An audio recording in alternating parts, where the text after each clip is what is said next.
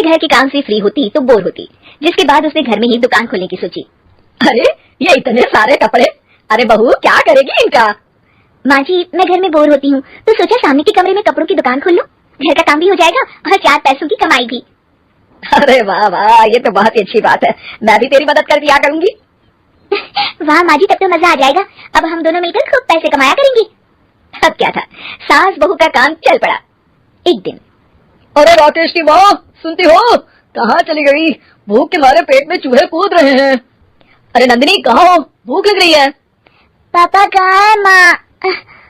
पता नहीं बेटा, भूख लग रही है, आज तो किसी ने चाय भी नहीं पूछी। तभी सास बहू घर के अंदर ढेर सारे सामान के साथ आती है और वो भी हंसती हुई। अरे वाह बहू, ये तो बड़ी अच्छी मार्केट दिखाई तूने, बड़ा ही सस्ता सामान था। हाँ माँ जी, और ये सामान हम डबल पैसों में बेचेंगे, मजा आ जाएगा। अरे बहू भूख लग रही है, कुछ खाने को दे दे।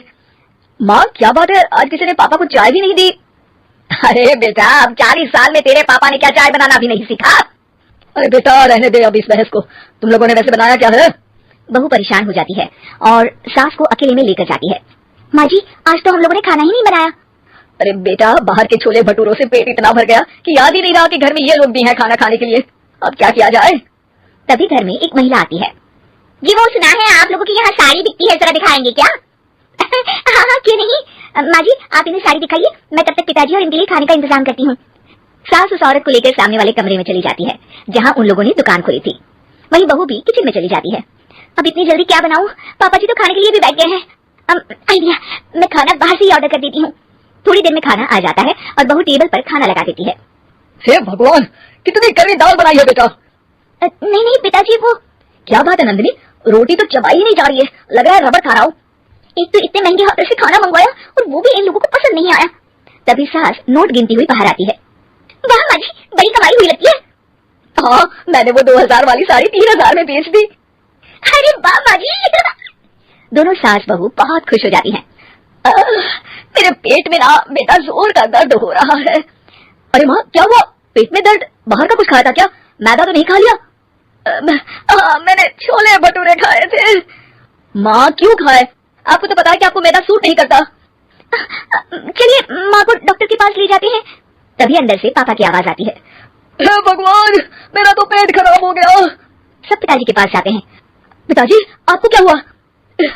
खाना बासी था शायद। अरे पिताजी, नंदिनी जानती है कि बासी खाने से आपकी तबीयत खराब हो जाती है, तो वो ऐसा क्यों देगी, है ना नंदिनी?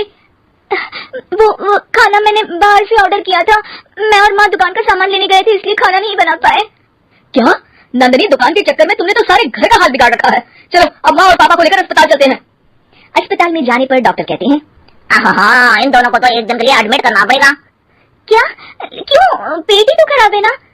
हाँ तो घर ले जाइए ना, अगर लग रहा है कि कोई बड़ी बात नहीं है और हम सिर्फ पैसा कमाने के लिए इन लोगों को एडमिट कर रहे हैं। नर्स जरा इन लोगों को बिल तो दे देना। चलिए मैं आप लोगों को पैकेज समझा देती हूँ। जब बहू के हाथ में बिल आता है, हे भगवान 60,000 रुपए, इतना तो मैंने कमाया भी ना था। अब समझ गई कि कमाई के चक्कर में घर के लोगों की सेहत के साथ मैं खिलवाड़ कर रही थी।